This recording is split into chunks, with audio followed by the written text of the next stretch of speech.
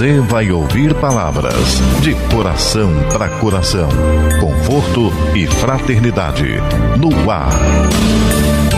Mensagens de esperança.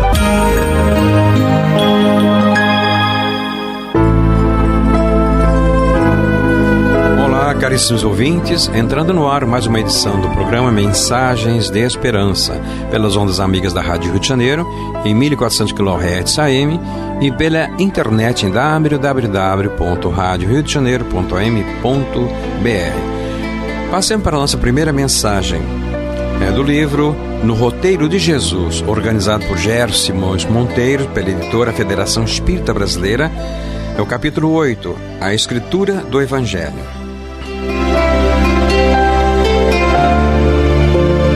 Quando Jesus recomendou a pregação da Boa Nova em diversos rumos, reuniu-se o pequeno colégio apostólico em torno dele na humilde residência de Pedro, onde choveram as perguntas no inquérito afetuoso. Mestre, disse Felipe ponderado, se os maus nos impedirem os passos, que faremos? Caber-nos-á recurso à autoridade punitiva? Nossa missão, replicou Jesus pensativo, destina-se a converter maldade em bondade, sombra em luz. Ainda que semelhante transformação nos custe sacrifício e tempo, o programa não pode ser outro. Mas, obtemperou Tomé, e se formos atacados por criminosos? Mesmo assim, confirmou Jesus, nosso ministério é de redenção, perdoando e amando sempre, persistindo no bem, atingiremos a vitória. Senhor, obtemperou Tiago, filho de Alfeu, se, interpelados pelos fariseus, amantes da lei, que diretrizes tomaremos? São eles depositários de sagrados textos com que justificam habilmente a orgulhosa conduta que adotam. São arguciosos e discutidores, dizem-se herdeiros dos profetas. Como agir se o novo reino determina a fraternidade isenta da tirania? Ainda aí, explicou Jesus, o Messias Nazareno, cabe-nos testemunhar as ideias novas. Consagraremos a lei de Moisés com o nosso respeito. Contudo, renovar-lhe-emos o sentido sublime, tal qual a semente que se desdobra em frutos abençoados. A justiça constituirá a raiz de nosso trabalho terrestre. Todavia, só o espírito do sacrifício garantir-nos-á a colheita. Verificando-se ligeira pausa, Tadeu, que se impressionara vivamente com a resposta, acrescentou: e se os casuístas nos confundirem? Rogaremos a inspiração divina para a nossa expressão humana. Mas que sucederá se o nosso entendimento permanecer obscuro, a ponto de não conseguirmos registrar o socorro do alto? Insistiu o apóstolo. Esclareceu Jesus, sorridente. Será então necessário purificar o vaso do coração, esperando a claridade de cima. Nesse ponto, André interferiu perguntando: Mestre, em nossa pregação, chamaremos indistintamente as criaturas? Ajudaremos a todos sem exigências, respondeu o Salvador com significativa inflexão na voz. Senhor, interrogou Simão precavido, temos boa vontade, mas somos também fracos pecadores. E se cairmos na estrada? E se muitas vezes ouvirmos as sugestões do mal, despertando depois nas teias do remorso? Pedro, retrucou o divino amigo, levantar e prosseguir é o remédio. No entanto, teimou o pescador, e se a nossa queda for tão desastrosa que impossibilite o reerguimento imediato? Rearticularemos os braços desconjuntados, remendaremos o coração em frangalhos e louvaremos o Pai pelas proveitosas lições que houvermos recolhido, seguindo adiante. E se os demônios nos atacarem? Interrogou João, de olhos límpidos. Atraí-los-emos à glória do trabalho pacífico. Se nos odiarem e perseguirem, comentou Tiago, filho de Zebedeu, serão amparados por nós no asilo do amor e da oração. Esses inimigos poderosos e inteligentes nos destruírem, inquiriu o filho de Querió. O espírito é imortal, elucidou Jesus, calmamente, e a justiça enraiza-se em toda a parte. Foi então que Levi, homem prático e habituado à estatística, observou prudente: Senhor, o fariseu lê o Torá, baseando-se nas suas instruções. O saduceu possui rolos preciosos, a que recorre na propaganda dos princípios que abraça.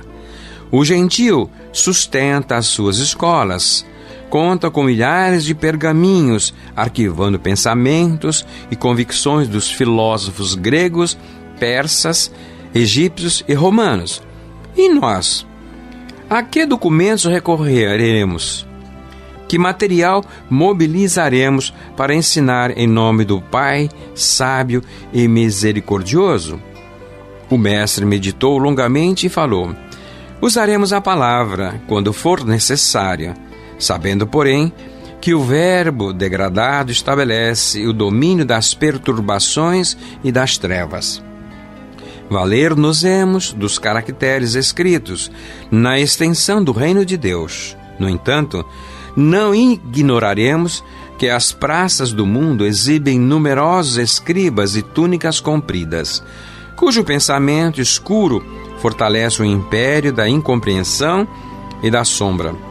Utilizaremos, pois, todos os recursos humanos no apostolado, entendendo, contudo, que o material precioso de exposição da Boa Nova reside em nós mesmos. O próximo consultará a mensagem do Pai em nossa própria vida, através de nossos atos e palavras, resoluções e atitudes. Pousando a destra no peito, acentuou: a escritura divina do Evangelho é o próprio coração do discípulo. Os 12 companheiros entreolharam-se admirados, e o silêncio caiu entre eles, enquanto as águas cristalinas, não longe, refletiu o céu imensamente azul, cortado de brisas vespertinas que anunciavam as primeiras visões da noite. Mensagem extraída do livro Luz Acima, inserido neste volume O Roteiro de Jesus, organizado por Gerson Simões Monteiro. A autoria é de Irmão X, pela mediunidade Chico Xavier.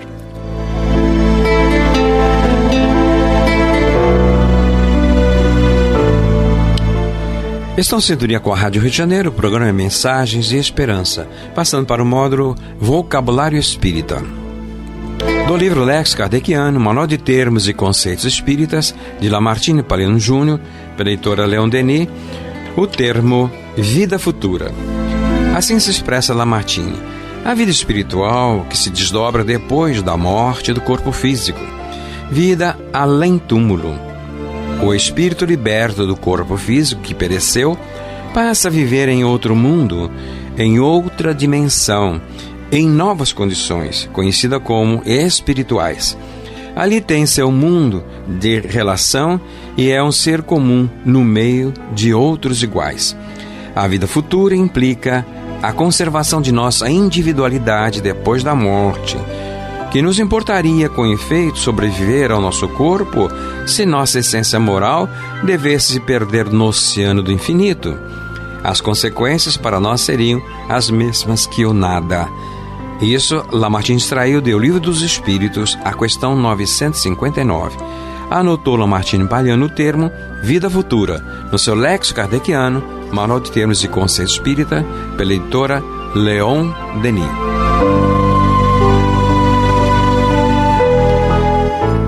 A música também é uma mensagem de esperança para nós almas imortais. Ouçamos do CD A Arte do Violão, o volume número 4, de Jorge L. de Oliveira, a faixa de número 3, Gente Humilde, de autoria de Garoto.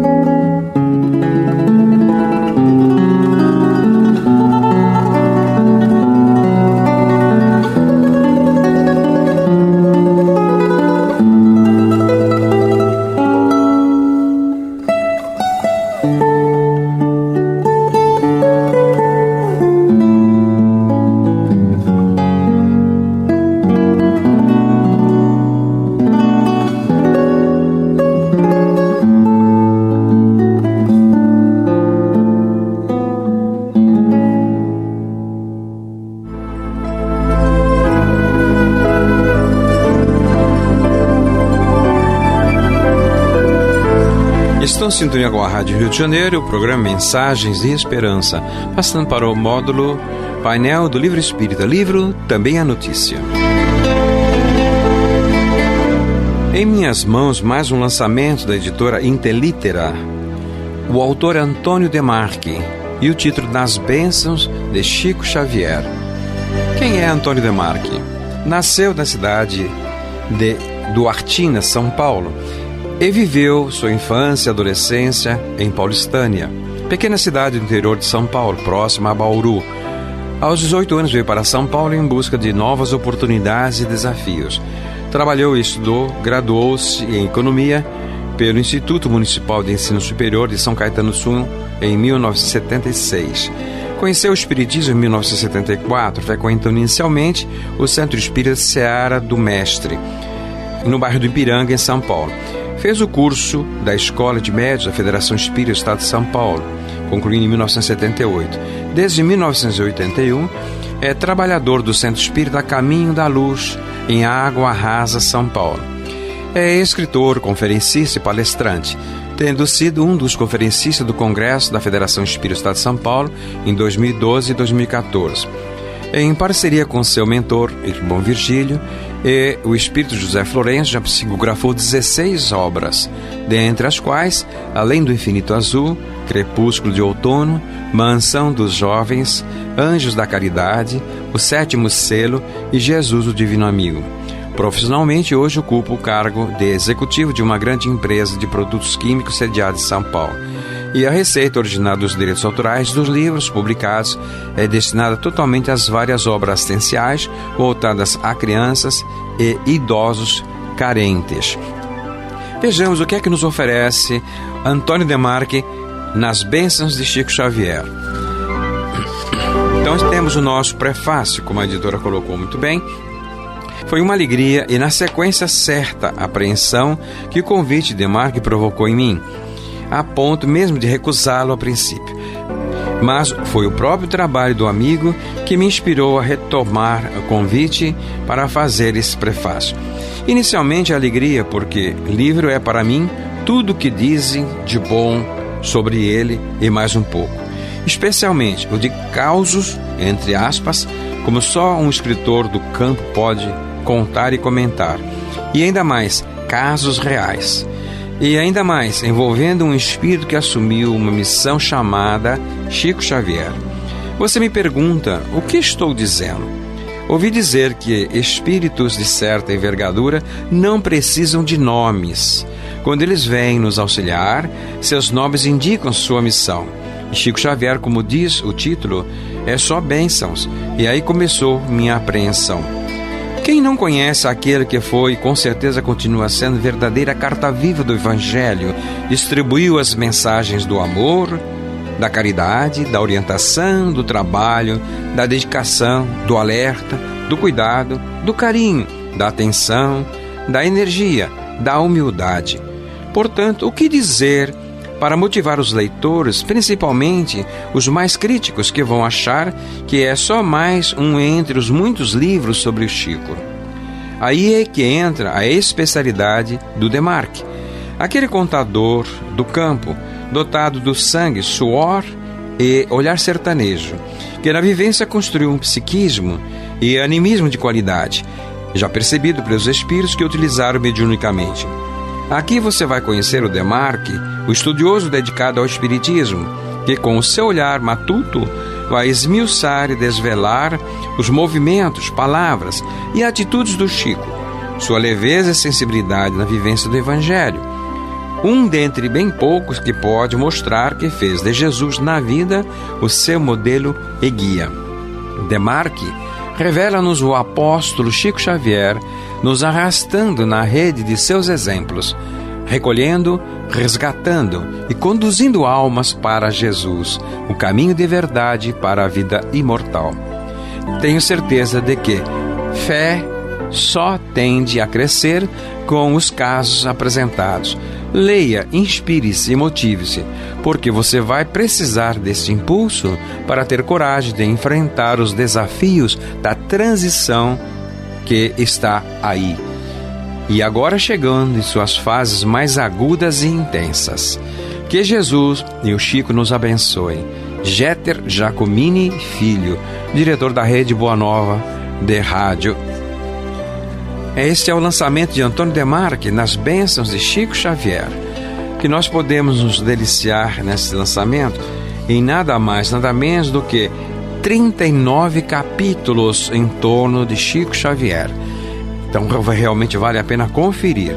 E no final ele nos apresenta a sua bibliografia.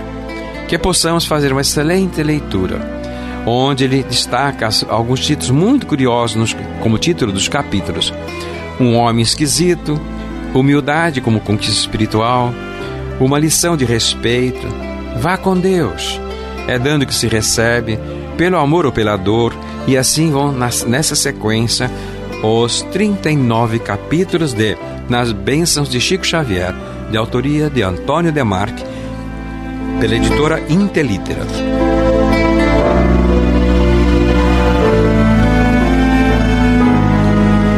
Estão em sintonia com a Rádio Rio de Janeiro, o programa é Mensagens de Esperança. Nós observamos, na sequência desse livrinho precioso, Notáveis Casos de Chico Xavier, de Oswaldo de Castro. Então, na sequência, ele nos diz no seu livro, A Cirurgia de Chico. De acordo com o Código de Ética, o médico deve guardar segredo profissional no que tange aos seus pacientes. Porém, quando se trata de pessoas conhecidas, qual Chico Xavier, de destaque público, como observamos amplamente na mídia, e como o fato em questão espalhou-se no meio espírita, tomamos a liberdade de divulgá-lo por considerar o esclarecimento a respeito do que ocorreu no hospital útil e rico de revelações, como veremos adiante.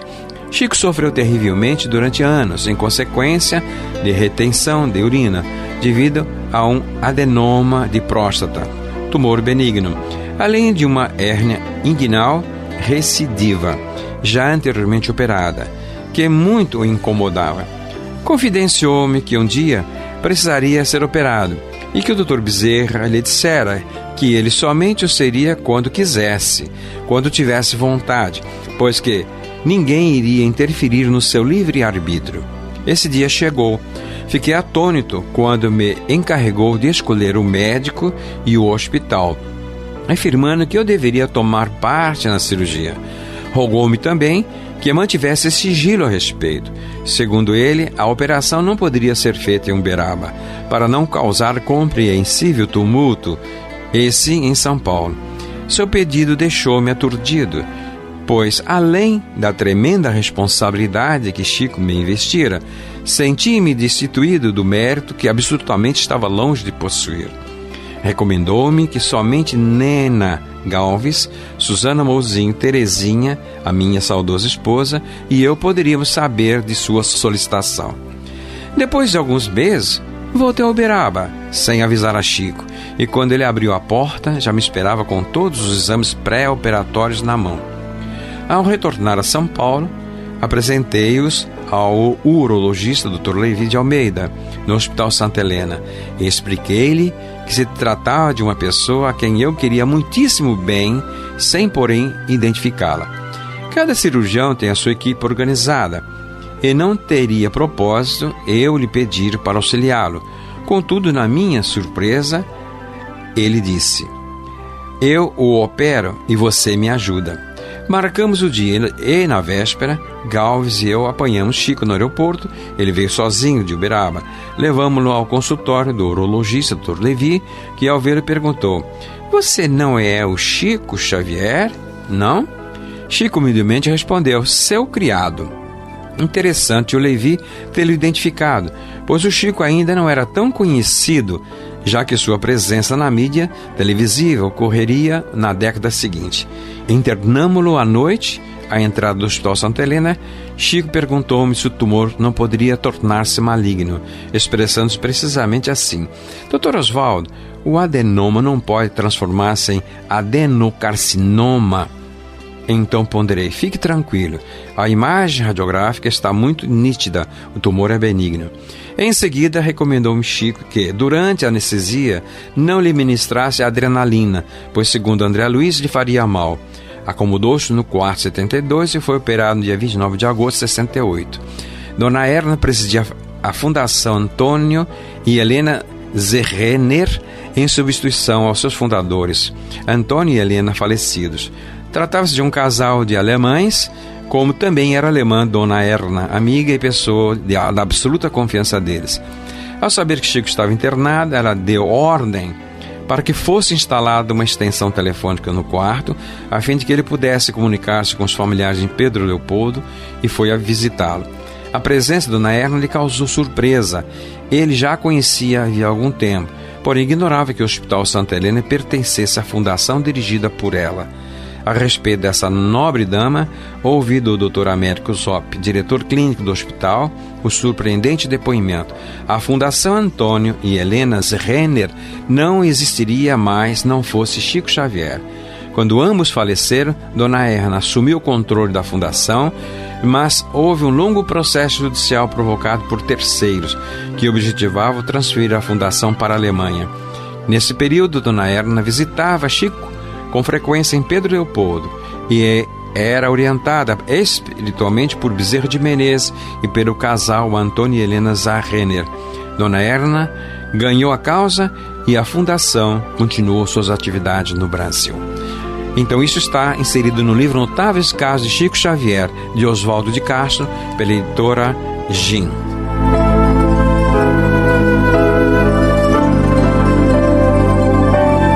Estão em sintonia com a Rádio Rio de Janeiro, o programa é Mensagens de Esperança. Vale mais. Um prato de sopa vale muito. Um abraço afetuoso vale mais. A doação de um agasalho vale muito. A doação de um sorriso vale mais. Um presente oferecido com amor vale muito. O presente do perdão vale mais.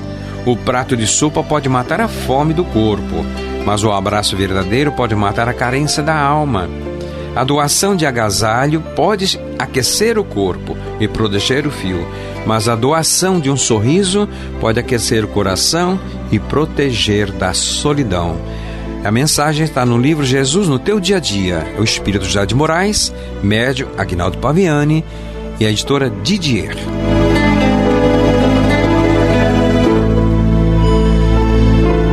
E assim, amados ouvintes, chegamos ao final de mais uma edição do programa Mensagens de Esperança. Agradecemos a carinhosa sintonia e esperamos contar com ela na nossa próxima edição. Muita paz em todos os corações.